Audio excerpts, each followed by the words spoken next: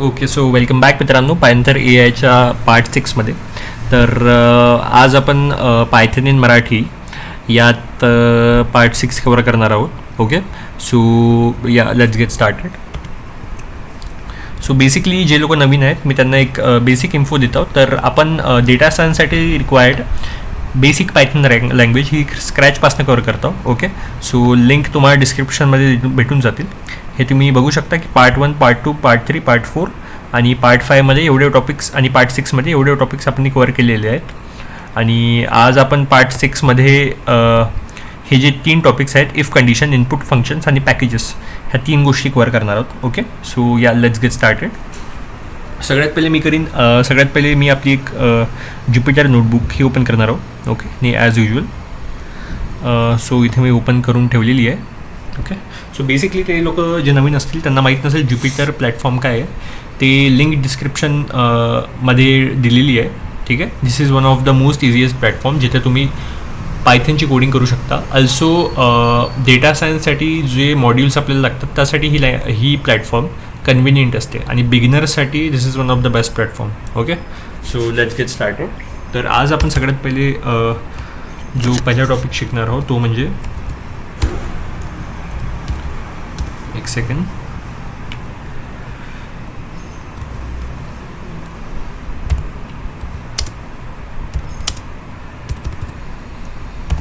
If condition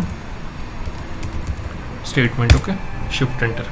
तर basically if condition statement हा जो पहिला टॉपिक आहे, नीट लक्ष देऊन ऐका मित्रांनो की this is one of the most important topic in Python language. Okay, Python लँग्वेजमध्ये रिक्वायर्ड जे आपण लूप्स बनवतो, जे आपण मॉड्यूल्स बनवतो, त्याचा जो बेसिक आहे ज्याला आपण ब्रांचेस म्हणू शकतो तो म्हणजे if condition, if else conditions.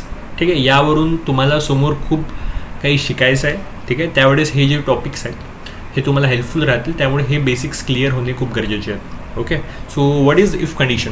Okay, तर नावावरून तुम्हाला कळलं असेल इफ म्हणजे आपण कोणतीतरी कंडिशन टाकतो, जर असं असेल तर असं करा.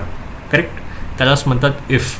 जर स्टेटमेंट ट्रू असेल तर प्रिंट करा, त्यालाच म्हणतात ट्रू, त्यालाच म्हणतात इफ. ओके, सो मी सगळ्यात पहिले तुम्हाला एक सांगतो की पायथन जो राहील, पायथन इफ कंडिशन जो राहते, पायथन इफ स्टेटमेंट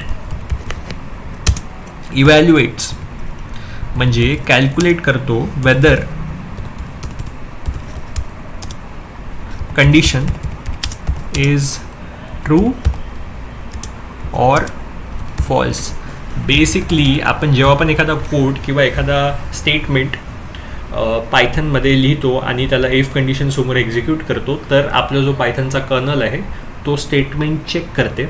ओके, समजा स्टेटमेंट ट्रू असेल तर तुमचा दिलेला आउटपुट प्रिंट होणार. ओके, समजा स्टेटमेंट फॉल्स असेल तर तो जो कर्नल आहे तो रिटर्न येणार, म्हणजे प्रिंट नाही होणार. तर स्टेटमेंट काय असतात, तर स्टेटमेंट म्हणजे x इक्वल्स टू 2 लिहिलं मी समजा, किंवा y is greater than let's say 5 लिहिलं, किंवा मी लिहितो p is equals to q. So this are nothing but statements. Statement म्हणजे आपण एखादी व्हॅल्यू देतो आणि त्याला एखाद्या व्हॅल्यूसोबत, व्हेरिएबलसोबत कम्पेअर करतो. ठीक आहे, आणि त्याला रिएक्झिक्यूट किंवा रिचेक करतो, त्याला म्हणतात स्टेटमेंट रिचेकिंग किंवा स्टेटमेंट इव्हॅल्युएशन. ओके, तर इफ कंडिशनमध्ये होते काय, तर जे पायथन जी लँग्वेज आहे ती जी इफ कंडिशन आहे तिथले स्टेटमेंट्स रिचेक करते, इव्हॅल्युएट करते, आणि समजा ट्रू असेल तर तुमचा आउटपुट प्रिंट करते आणि फॉल्स असेल तर आउटपुट प्रिंट होणार नाही. ओके, तर इथे मी तुम्हाला एक बेसिक नोट डाऊनसाठी एक सांगतो की if condition will execute a block of code if specified condition is true else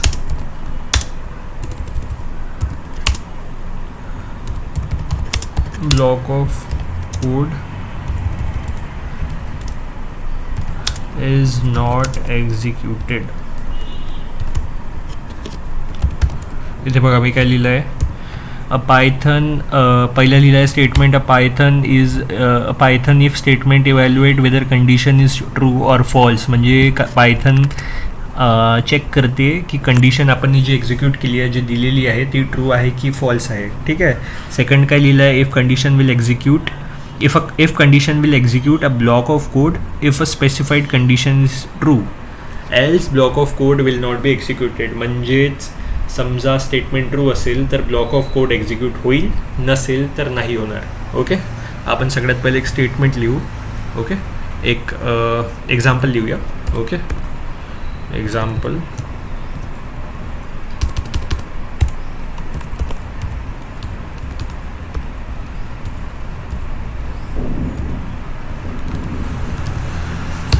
लिहूया.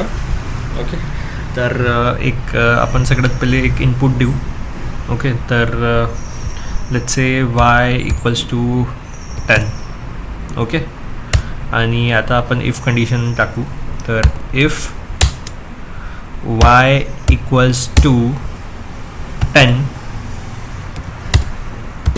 प्रिंट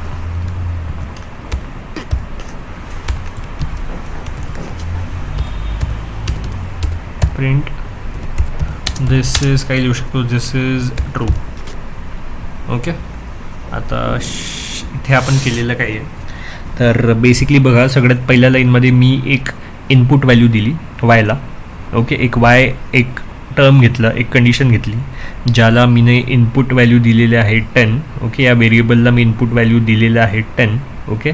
नेक्स्ट लाईनमध्ये मी काय करतो, इफ वाय इक्वल्स टू 10, याचा अर्थ नेक्स्ट लाईनमध्ये मी स्टेटमेंट दिलेलं आहे, इफ स्टेटमेंट दिलेलं आहे. समजा वाय इक्वल्स टू 10 असेल. ओके. इथे इक्वल्स टूचं साईन मी दोनदा दिलेलं आहे, सिंगलदा दिलेलं नाही. कारण समजा तुम्ही स्टेटमेंटमध्ये जेव्हा पण आपण इक्वल्स टूचं साईन डिनोट करतो तो 2 इक्वल्स टूच्या साईनने डिनोट केलेलं जातं. ओके. समजा मी इथे सिंगल वाय देऊन सिंगल इक्वल्स टू देऊन 10 लिहिणार तर ते चुकीचं ठरलं जाईल. स्टेटमेंटमध्ये इक्वल्स टूचा साईनचा क्लिअर अर्थ होतो दोनदा इक्वल्स टू देणे. हे बघा, दिस इज इक्वल्स टू. ठीक आहे. नॉर्मली आपण इक्वल्स टूचा साईन सिंगलदा इक्वल्स टू दिलं तरी चालते, बट जेव्हा आपण स्टेटमेंटच्या आत राहतो तेव्हा इक्वल्स टूचा साईन डिनोट करण्यासाठी दोनदा इक्वल्स टू लिहावं लागते. ओके. तर इथे काय केलं, y equals to 10, if y equals to 10 print does. ठीक आहे. तर इथे काय होणार, वायची व्हॅल्यू किती आहे, 10 आहे. ठीक आहे. इफ कंडिशनमध्ये आपण काय लिहिलं, y equals to 10 print does. तर पायथन कर्नल सगळ्यात पहिले चेक करेल, इज वाय इक्वल्स टू 10. ठीक आहे. समजा ट्रू असेल तर प्रिंट होणार, नसेल तर ब्लँक राहील, तो कोणताही कोड एक्झिक्यूट होणार नाही. ओके. तर याला आपण शिफ्ट एंटर करून पाहूया, रन करून पाहूया. Run. This is to output print झालेला आहे.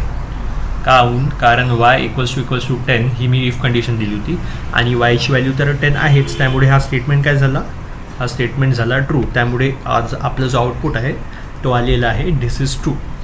ओके. सो मी अजून एक एक्झाम्पल देतो. ओके. एक रँडम व्हेरिएबल घ्या कोणता पण, जसं लेट्स से पी लिहूया. पी इज एखादी कंडिशन द्या, p is equals to 5. Okay. बघा इक्वल्स टू मी सिंगलदा दिला आहे कारण आपण स्टेटमेंटच्या अंदर नाही आहोत. ठीक आहे. स्टेटमेंटच्या अंदरच इक्वल्स टू दोनदा लिहावा लागतो. ओके. फक्त इक्वल्स टू, बरं ग्रेटर दॅन स्मॉलर दॅन हे नॉर्मल लिहिलं तरी चालेल, फक्त इक्वल्स टूमध्ये ही कंडिशन लागते. ठीक आहे. तर पीची व्हॅल्यू आपण ही 5 असाईन केली.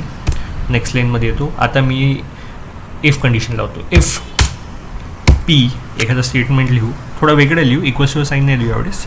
If p is greater than 2, if p is greater दॅनचं साईन दिलेलं आहे 2. पी समजा हा 2पेक्षा मोठा असेल तर एंटर देऊन नेक्स्ट लाईन मी लिहीन print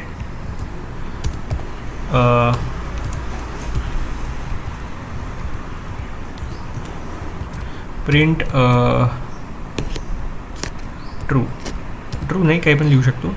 print hello okay. Run करून बघणार. बघा आउटपुट आपल्याला आलेलं आहे. काऊन? कारण सगळ्यात पहिले पीची व्हॅल्यू आपण जी असाईन केली होती ती दिली होती 5. ओके. मग आपण ही कंडिशन टाकली if p is greater than 2. पीची व्हॅल्यू 2पेक्षा मोठी आहे का नाही. पीची व्हॅल्यू तर 5 होती which means p is greater than 2 म्हणजे हा जो स्टेटमेंट आहे हा ट्रू आहे. ओके. ट्रू झाल्यावर काय करेल तो नेक्स्ट लाईनमध्ये जाऊन आपल्याला दिलेला जो कोड आहे तो एक्झिक्यूट करेल. त्यामुळे जो आपण कोड दिलेला होता प्रिंट हॅलो हा एक्झिक्यूट झालेला आहे. आता बघा इथे समजा 2च्या जागी मी हे 10 टाकलं असतं. ओके. तर तुम्ही बघू शकता की इज पी ग्रेटर दॅन 10. पीची व्हॅल्यू तर 5 आहे. 5 10पेक्षा मोठा आहे का? नाही. फॉल्स. करेक्ट. तर हा स्टेटमेंट काय झाला? फॉल्स. तर मी याला समजा एक्झिक्यूट करून बघीन तर तुम्ही बघू शकता आपला जो आउटपुट आहे पहा मी एक्झिक्यूट केलं शिफ्ट एंटर दाबून तर आपला जो आउटपुट आहे हा निघलेला आहे ब्लँक. कळलं? सो बेसिकली इफ कंडिशन म्हणजे सोपी सिंपल आहे. कंडिशन चेक करते वेदर इट इज ट्रू और फॉल्स. ट्रू असेल तर प्रिंट होईल, फॉल्स असेल तर काहीही प्रिंट होणार नाही. ओके. तर इफ कंडिशन तुम्हाला कळली असेल. आता मी तुम्हाला यातच एक नवीन टर्म सांगतो. ओके. सो इथे आपण बघत आहोत की समजा म्हणजे इफ म्हणजे समजा पी इज ग्रेटर दॅन 10 तर तुम्ही हे प्रिंट करा. करेक्ट. समजा पी इज ग्रेटर दॅन 10 नसेल तर मग त्यासाठी आपण दुसरं काही देऊ शकतो का? की समजा असं नसेल तर तसं. करेक्ट. असं नसेल तर तसं. तर तसंसाठी आपण एखादं नवीन स्टेटमेंट देऊ शकतो का? तर इथे देऊ शकतो. जसं इथे बघू शकता याच कोडला आपण एडिट करू. तर मी इथे एक नवीन इंडेंटेशनपासून स्टार्ट करणार. If p is greater than 10 print this. Else म्हणजे असं नसेल तर तसावाला एल्स कोलन देईन. एल्स प्रिंट हॅलो नाही दुसरं देईन हाय. आता याला रन करून बघू. आपला आउटपुट आलेला 5. तर एल्स कंडिशन म्हणजे बेसिकली जो आपण म्हणतो असं नसेल तर तसं त्याला कोरिलेट करते. जसं पीची व्हॅल्यू 5 आहे. Correct. If p is greater than 10 तर प्रिंट धस. करेक्ट. म्हणजे समजा पीची व्हॅल्यू 10पेक्षा मोठी असेल तर हा स्टेटमेंट प्रिंट करा. समजा नसेल त्यावेळेस एल्स प्रिंट होतो. करेक्ट. समजा नसेल त्यावेळेस एल्स प्रिंट होतो. याच जागी समजा पीची व्हॅल्यू 4 असती तर तुम्हालाही माहीत आहे समजा पीची व्हॅल्यू 4 असेल तर फर्स्ट स्टेटमेंट हा ट्रू ठरेल. तर याला एंटर करून पाहू. याला शिफ्ट एंटर करून पाहू. रन करून पाहू. पहा फर्स्ट स्टेटमेंट प्रिंट झालेलं आहे. यावेळेस एल्सवाला स्टेटमेंट प्रिंट झालेला नाही. काऊन? कारण फर्स्ट स्टेटमेंट इफचा जो फर्स्ट स्टेटमेंट आहे हा पहिल्यांदाच सॅटिस्फाय झाला. त्यामुळे याला सेकंड लाईनमध्ये कोडला यावं नाही लागलं, कर्नलला यावं नाही लागलं. ठीक आहे. So basically this is very easy concept. Okay. आपण एखादी व्हॅल्यू असाईन करतो त्यानंतर इफ कंडिशनमध्ये आपण एक स्टेटमेंट लिहितो. समजा हा स्टेटमेंट ट्रू असेल तर आउटपुट प्रिंट करा. समजा नसेल तर आपण एल्स यूज करू शकतो. तर समजा फर्स्ट स्टेटमेंट फॉल्स असेल तर सेकंड स्टेटमेंट आपोआप प्रिंट होणार. Okay. This is nothing but if else statement. Okay. आणि सगळ्यात इम्पॉर्टंट गोष्ट आहे मित्रांनो, ही गोष्ट लक्षात ठेवा की इंडेंटेशन जी स्पेसिंग आहे. ओके. जसं मी इथे बघा इफ कंडिशन लिहिलं त्यानंतर कोलन लिहिलं. कोलन नंतर मी एंटर क्लिक केला तर ऑटोमॅटिक माझा जो कर्सर आहे तो स्टेटमेंटच्या खाली आलेला आहे. ओके. तर ही स्पेसिंग आहे. ही स्पेसिंग बघा. ही स्पेसिंग सुटलेली आहे आणि ही स्पेसिंग सोडणं खूप इम्पॉर्टंट आहे. यालाच म्हणतात आपण आयडेंटिटेशनचं महत्त्व, जे तुम्हाला लास्ट कपल ऑफ व्हिडिओजमध्ये मी सांगितलं होतं. ओके. तर ही स्पेसिंग सोडणं खूप इम्पॉर्टंट आहे. समजा स्पेसिंग चुकीचे असेल तर तो रन होणार नाही, तो तिथे एरर दाखवणार. ठीक आहे. कारण स्पेसिंगमध्ये कसं राहतं, जसं बघा कोलन देऊन मी जेव्हा एंटर करतो तेव्हा हा जो स्टेटमेंट आहे हा जो आउटपुट आहे हा या स्टेटमेंटच्या आत आहे. त्यामुळे तो त्याच्या खाली आणि थोड्याशा मागच्या साईडने आलेला आहे. त्याच जागी जो एल्स स्टेटमेंट आहे हा सुरुवातीपासून चालू होत आहे, कारण हा एल्स जो स्टेटमेंट आहे टोटली या टर्मच्या बाहेरचा टर्म आहे. ओके. त्यामुळे इंडेंटेशन खूप महत्त्वाचं आहे. ठीक आहे. ते तुम्ही लक्ष देऊन बघत जा आणि प्रॅक्टिस करत जा. आपोआप तुम्हाला इंडेंटेशन कसं असाइन करायचं, कुठे असाइन करायचं ते कळेल. ओके, पण बेसिकली हे इंडेंटेशन तुम्ही सध्या लक्षात ठेवा. ओके, सो मूविंग अहेड आपण अजून एक स्टेटमेंट घेऊया. हा वाला एक घेऊ की एखादी व्हॅल्यू असाइन करू सगळ्यात अगोदर. लेट्स से यावेळी झेड घेऊ. झेडची एक व्हॅल्यू असाइन करा. Z equals to let's say 5. Okay, enter करणार. आता मी नवीन स्टेटमेंट बनवतो इफचा. If z is greater than 5. Okay, z is greater than 6 लिहू. कोलन बघा, एंटर. प्रिंट एखादा हे देऊया ए. ओके, आता मला या स्टेटमेंटच्या बाहेर निघायचं आहे कारण मला एल्स कंडिशन द्यायचं आहे. बघा, मी एंटर केल्यावर ऑटोमॅटिक पीच्या खाली कर्सर आला, बट मला एल्स कंडिशन असाइन करायची आहे. त्यामुळे मी या स्टेटमेंटच्या बाहेर निघणार, नवीन एक स्टेटमेंट बनवणार. एल्स कोलन प्रिंट स्पेस देऊन प्रिंट बी. ओके, एल्स प्रिंट बी. ओके, याला एंटर करून पाहू. बघा, आपला आउटपुट आलेला आहे बी, कारण जो फर्स्ट इफचा स्टेटमेंट आहे हा ठरलेला आहे फॉल्स, कारण Z is not equal than 6, त्यामुळे एल्स आपोआप प्रिंट झालेला आहे. ओके, आणि इथे तुम्ही एक गोष्ट लक्षात ठेवा मित्रांनो की एल्स हा जो स्टेटमेंट आहे, ओके, हा नेहमी इफच्या सोबत आणि नंतरच येणार आहे. तुम्ही सुरुवातीला एल्स लिहून नंतर इफ कंडिशन असाइन नाही करू शकत, कारण तो टोटली मिसमॅच होईल.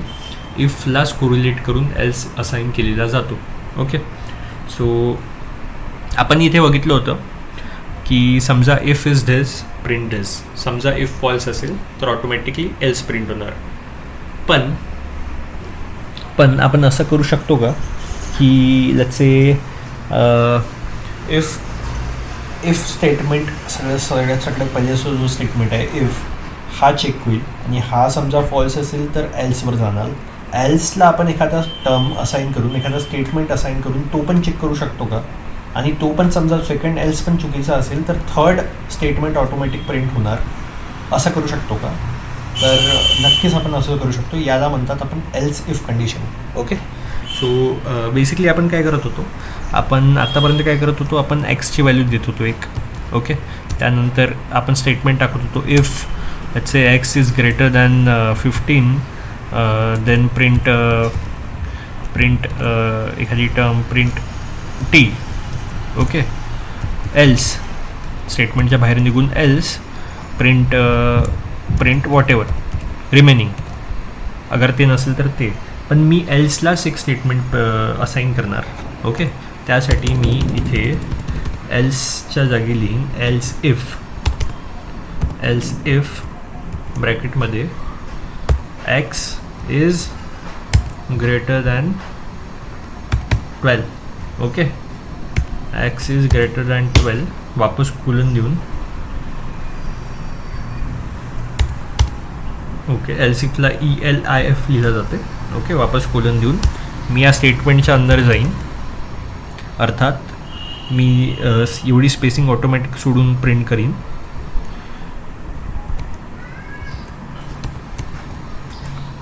वाय नाही, लेट्स से आय. ओके, समजा हाय स्टेटमेंट चुकीचं असेल त्यावेळेस मी लास्ट स्टेटमेंट लिहीन एल्स प्रिंट व्ही. ओके, तर दिस इज रिअली इझी मित्रांनो. इथं तुम्ही बघू शकता मी केलेलं काहीच नाही आहे. मी सगळ्यात पहिले एक व्हॅल्यू असाइन केली which is z equals to 10. त्यानंतर मी एक स्टेटमेंट दिला, समजा x is greater than 15 print this. Okay, समजा हा स्टेटमेंट फॉल्स असेल तर ऑटोमॅटिक आपला जो कर्सर आहे तो नेक्स्ट एल इफमध्ये जाणार. आणि मी एल इफला पण एक व्हॅल्यू असाइन केली. समजा फर्स्ट स्टेटमेंट चुकीचं असेल तर तुम्ही सेकंड चेक करा.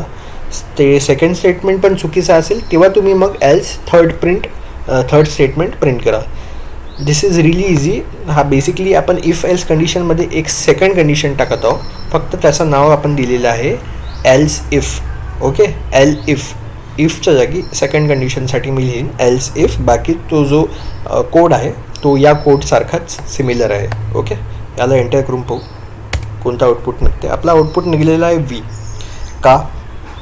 कारण इथं तुम्ही बघू शकता एक्सची व्हॅल्यू तर 10 होती, म्हणजेच x is not equal greater than 15, म्हणजे फर्स्ट स्टेटमेंट फॉल्स झाला. ऑटोमॅटिक कर्नल सेकंडवर येईल, सेकंड स्टेटमेंट चेक करेल. सेकंड स्टेटमेंट पण चुकीचं आहे कारण x is smaller than 12 not greater than 12, त्यामुळे सेकंड स्टेटमेंट पण फॉल्स झाला. त्यानंतर ऑटोमॅटिक तुमचा जो कर्सर आहे तो थर्डवर येणार आणि थर्ड ऑटोमॅटिक प्रिंट करणार.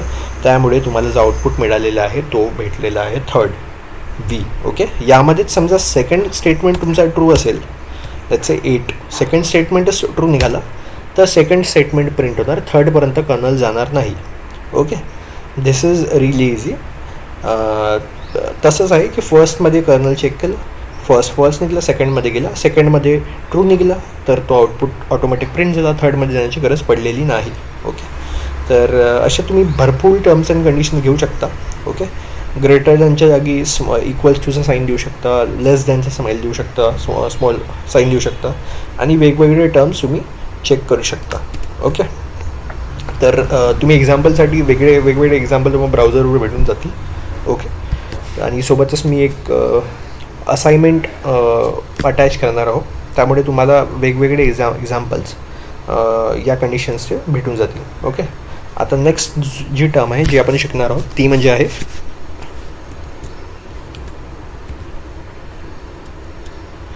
मी याला मार्कडाऊन सेलमध्ये कन्वर्ट करतो. Input function. Okay, so input function म्हणजे हे आपण नावावरून बघू शकता की इनपुट म्हणजे एखादी व्हॅल्यू जी आपण थ्रू टायपिंग और थ्रू असाइनिंग, अर्थात जे आपण व्हॅल्यू स्वतः आपल्या हाताने टाईप करून असाइन करतो त्याला म्हणतात इनपुट. ओके, आणि फंक्शन याचा अर्थ की फंक्शन म्हणजे पायथनचा जो फंक्शन आहे तो आपल्याला काहीतरी विचारत आहे जिथे आपल्याला हाताने टाईप करून व्हॅल्यू असाइन करायची आहे. ओके, तुम्हाला आयडिया आला असेल, पण मी तुम्हाला एक एक्झाम्पल देतो की जसं एखादा आपण याच्यावर जातो, जसे गुगलवर जातो, तर गुगल सर्च बॉक्स आपल्याला काय मागतो की प्लीज इनपुट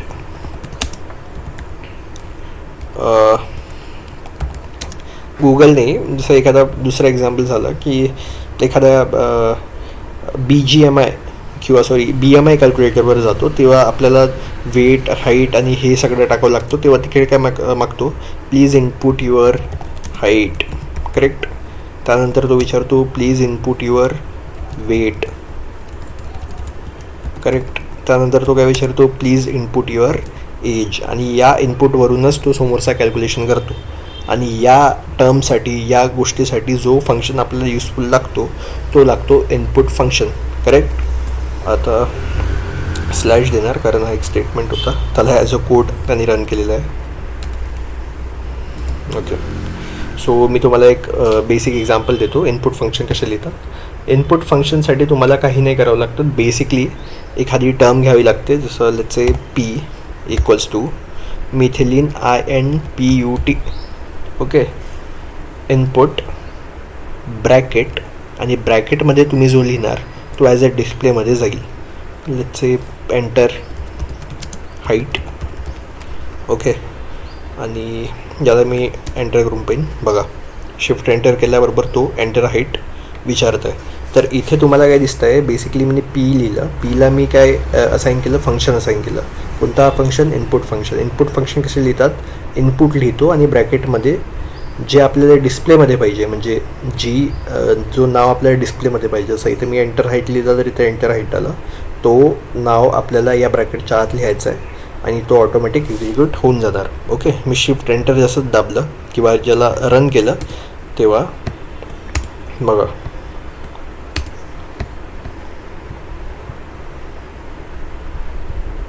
बघा P equals to input enter height. Enter height मी जसं 50 केलं, 50. ओके, तर एंटर हाईट तुमची असाईन झालेली आहे 50. ओके, सो बेसिकली पीची व्हॅल्यू जी आहे जी त्यांनी मला मागितली एंटर हाईटच्या स्वरूपात, एंटर हाईटच्या नावावर, ती व्हॅल्यू मी 50 असाईन केली. त्यामुळे पीची जी ॲक्च्युअल व्हॅल्यू आहे ती आता चेक करून पाहू. पी लिहीन आणि मी याची व्हॅल्यू चेक करण्यासाठी पी सेलला रन करून पाहीन. त्यासाठी मी शिफ्ट एंटर दाबीन. तर बघू शकता पीची व्हॅल्यू ऑटोमॅटिक 50 इनपुट झालेली आहे. ओके, तर बेसिकली इनपुट फंक्शन खूप इझी असतो. ओके, तुम्ही एखादी कोणती पण टर्म लिहू शकता, जसं टॉवर, एखादी टर्म लिहू शकतो, tower equals to input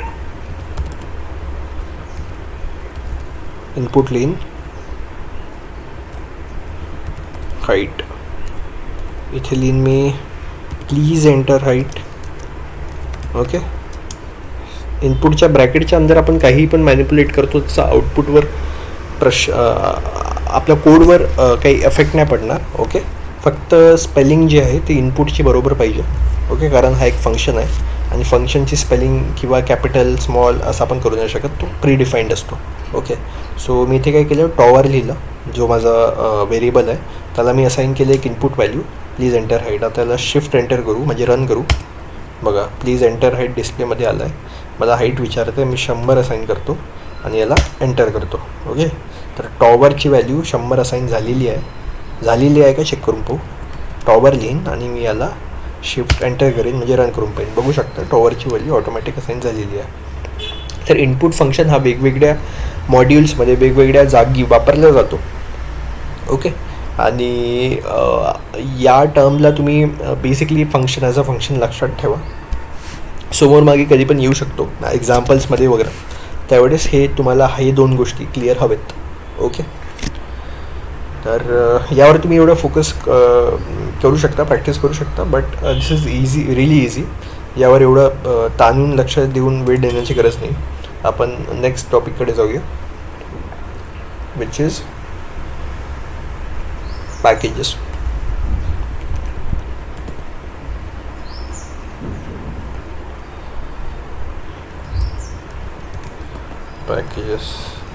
relief sorry मित्रांनो, कधी कधी I am really bad with spellings.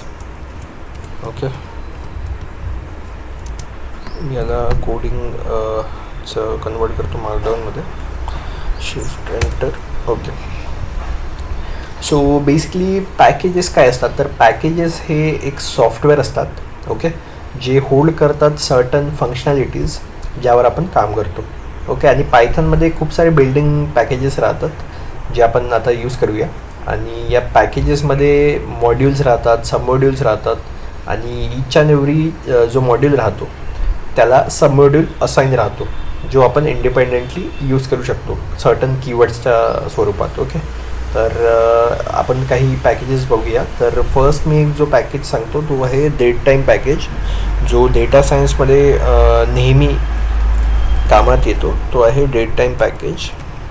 First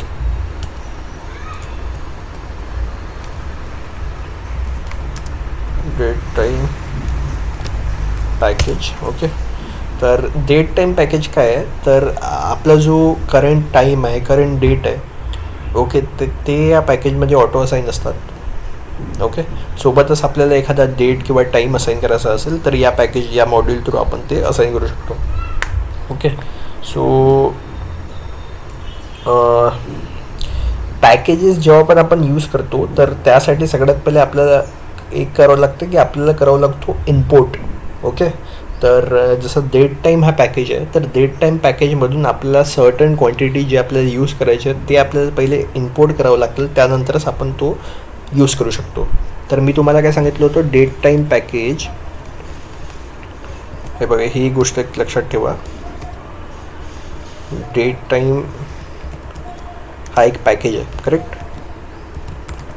यामध्ये म्हणजे contains module, date time पॅकेजचे module आहेत, म्हणजे डेट टाईम पॅकेजचे सब पार्ट्स आहेत, आणि त्या सब पार्टच्या कंटेन्स सब मॉड्यूल्स. अर्थात डेट टाईम पॅकेजच्या अंदर त्याचे काही पार्ट्स आहेत याचे स्वतःचे काही पार्ट्स आहेत. अर्थात डेट टाईम पॅकेजेस हा मॉड्यूल्समध्ये डिवाईड केला येऊ शकतो जर त्याचे छोटे छोटे पार्ट्स केले तर, आणि मॉड्यूलला सब मॉड्यूलमध्ये डिवाईड केलं जाऊ शकतो त्याचे जर छोटे छोटे पार्ट्स केले तर. ओके, तर सगळ्यात पहिले मी तुम्हाला सांगितलं होतं की सगळ्यात पहिले आपल्याला कोणता पण पॅकेज वापरायचं असेल तर त्याला सगळ्यात पहिले इम्पोर्ट करावा लागतो. ओके, तर इम्पोर्ट कसं करायचं, तर मी इथे लिहीन फ्रॉम हा एक फंक्शन आहे मित्रांनो, त्या बघा तो ग्रीन झालेला आहे. फ्रॉम डेट टाईम, मी इथे पॅकेजचं नाव लिहीन फ्रॉम डेट टाईम इम्पोर्ट म्हणजे सिस्टीममधून त्याला रिलोड करणे, त्याला समजतात import. From date time import date. Okay, इथे स्पेलिंग मिस्टेक होता कामा नये कारण आपण पॅकेजेसचे स्पेलिंग चुकवू नाही शकत. Okay, sorry. From date time import date, तर मी याला शिफ्ट एंटर करीन.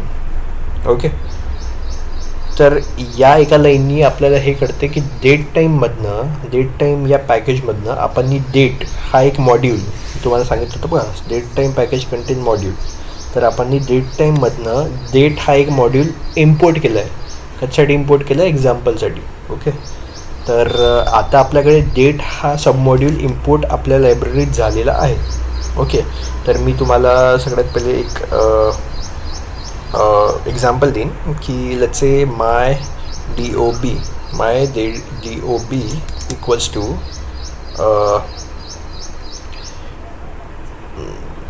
डेट असाइन करताना तुम्ही असं लिहू शकता की माय DOBला मी एक तुम्हाला व्हॅल्यू एक्झाम्पलसाठी दिलं होतं, इथे काही पण लिहू शकता तुम्ही, लेट्स से MY माय.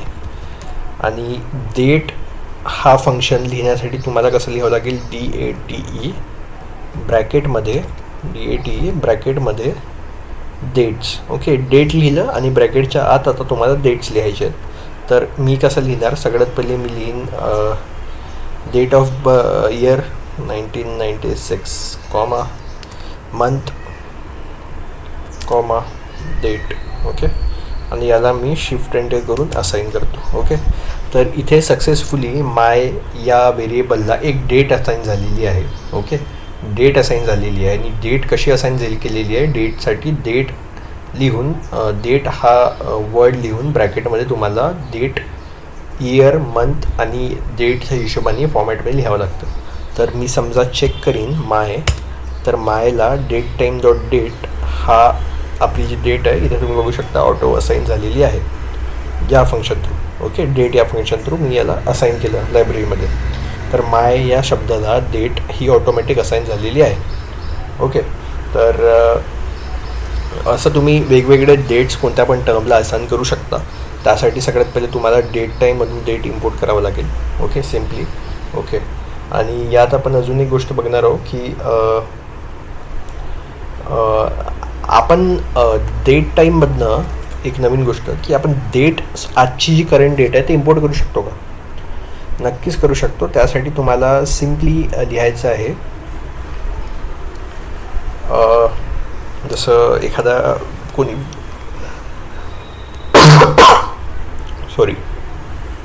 म्हणत आहे, एक second. Okay, sorry for disturbance. तर आपण हे म्हणतो तो की आजची डेट आपल्याला असाइन करता येईल का, आजची डेट आपल्याला इम्पोर्ट करता येईल का, तर नक्की येईल. त्यासाठी तुम्हाला टुडे डेट हा फंक्शन लिहावं लागेल.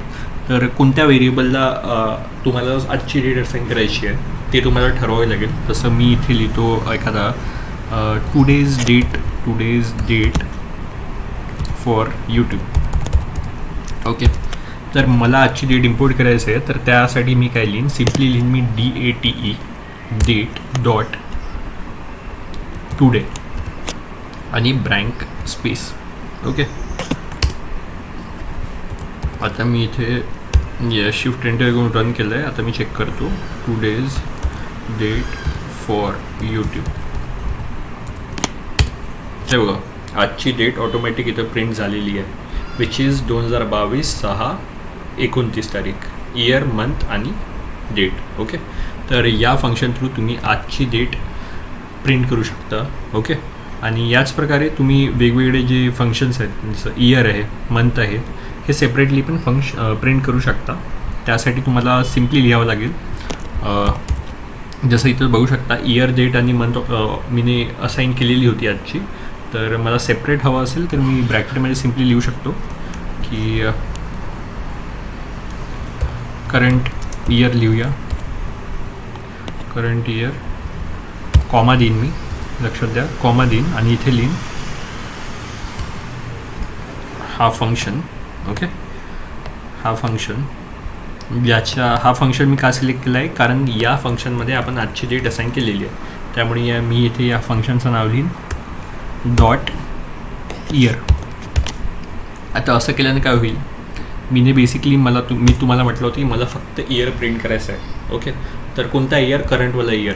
तर करंटवाला डेट इथे जसं असाईन आहे त्यामुळे मी असं लिहीन प्रिंट करंट इयर.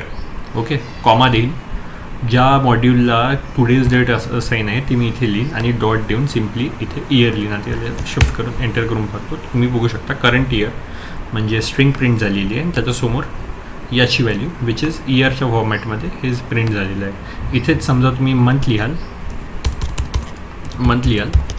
तर मंथ प्रिंट होणार आणि या जागी समजा तुम्ही डे लिहाल तर सेपरेटली डेसुद्धा प्रिंट होणार. ओके, तर आय होप तुम्हाला हा एक कन्सेप्ट कळला असेल. इथे बेसिकली आपण काहीच नाही केलं आहे, डेट टाईममधनं एक डेट इम्पोर्ट केला आहे. ओके, आणि मायला जसं मला एखादी डेट असाईन करायची होती तर ती मी डेट असाईन केलेली आहे.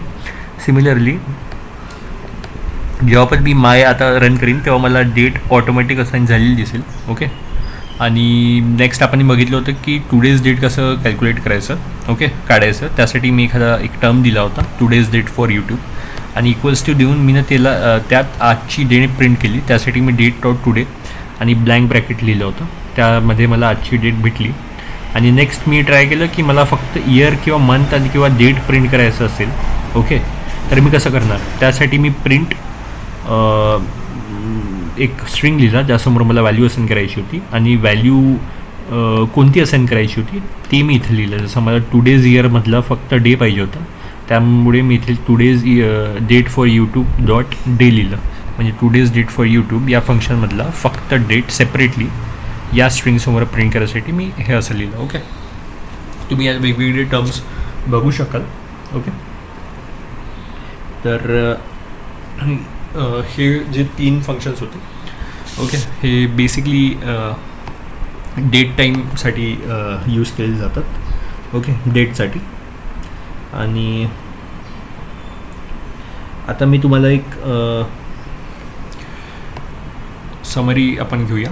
ओके, तर आपण आज काय बघितलं, सगळ्यात पहिले आपण इफ कंडिशन बघितलं होतं. इफ कंडिशनमध्ये आपण हे बघितलं होतं की बेसिकली जेव्हा पण आपण इफ कंडिशन रन करतो ओके तेव्हा बेसिकली आपला जो पायथनचा कर्नल असतो तो चेक करतो की दिलेला स्टेटमेंट ट्रू आहे की फॉल्स आहे. समजा ट्रू असेल तर तो आउटपुट एक्झिक्यूट करणार, फॉल्स असेल तर तो नेक्स्ट टर्मकडे वळणार. नेक्स्ट टर्म समजा असाईन नसेल म्हणजे एल्सची टर्म असाईन नसेल तर ऑटोमॅटिक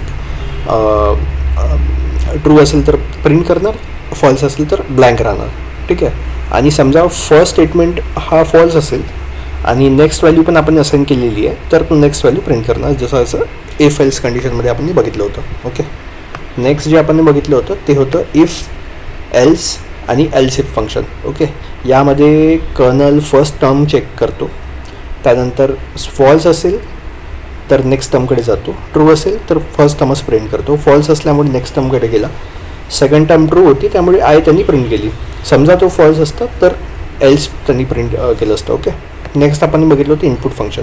इनपुट फंक्शनमध्ये बेसिकली आपण जेव्हा पण इनपुट फंक्शन असाईन करतो तेव्हा इनपुट फंक्शन युजरला विचारते एखादी टर्म असाईन करायला आणि त्यानंतर जेव्हा युजर टर्म असाईन करतो त्यानंतर ती जी व्हॅल्यू आहे असाईन व्हॅल्यू आहे ती इनपुट त्या ज्या व्हेरिएबलला असाईन होऊन जाते. ओके, नेक्स्ट आपण बघितलं होतं पॅकेजेस, ज्यामध्ये आपण डेट टाईम पॅकेज बघितलं होतं आणि मी तुम्हाला सांगितलं होतं की डेट टाईम पॅकेजमध्ये मॉड्यूल्स राहतात आणि मॉड्यूलच्या अंदर सब मॉड्यूल्स राहतात. ओके, तर आपण फर्स्ट मॉड्यूल बघितलं होतं डेट.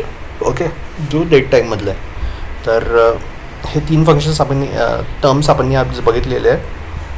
ओके, तर बेसिकली आपण याला डीपमध्ये जेव्हा आपण डेटा सायन्सकडे वळू तेव्हा याचे जे युजेस आहेत, वेगवेगळे सब मॉड्यूल्स आहेत ते नक्कीच आपल्या यूजमध्ये येतील आणि त्यावेळेस आपण याला सविस्तरमध्ये करूया. बट हे बेसिक्स जे आहेत हे तुम्ही नक्कीच लक्षात ठेवा, हेल्पफुल राहतील. ओके, टिल देन नेक्स्ट व्हिडिओमध्ये भेटूया. थँक्यू.